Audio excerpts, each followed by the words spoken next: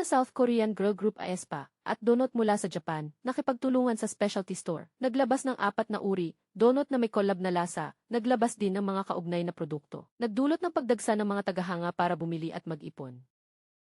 Magandang tunog, kasama ang sayaw, South Korean girl group aespa. Bagong kanta sa album na Lemonade, na inilabas wala pang 10 araw. Halos 30 milyon ang views, may kasamang produkto. Isa-isa ang mga tauhan, nagbibigay ng numero, mahabang pila, lahat ay pumila para bumili, aespa at kasikatan sa Japan, tindahan ng sariwang donut, naglabas ng collab na donut.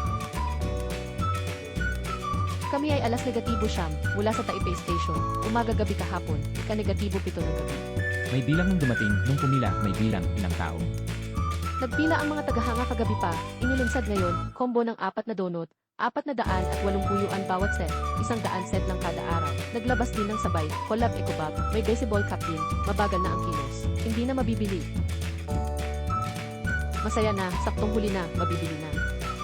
Tingnan bukas o sa makalawa, balik na lang sa ibang araw, ganyan lang talaga. Ika-100 nakuha, sobrang swerte, ibang fans, maghintay na lang, ngayon naman, nagkagulo din, ang mga unang slot, kinuha ng elders na bayarang pumipila, naubos lahat. Gusto kong gumawa ng threads na account, tapos pupunta para punahin yung mga nasa pila, lalo na yung mga lola, nakakagalit. Dahil sa kanila, ayaw naman talaga, mga bagay na ito, pero sila, parang may tao, nagbayad sa kanila para pumila. Walang hanggan ang oportunidad sa negosyo ng mga collab na produkto. aespa ngayong produkto, 2 linggo ng benta.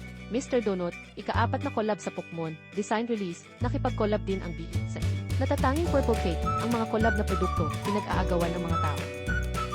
Gusto mo ba ang content namin? Mag-subscribe at i-follow na ang Liho TV.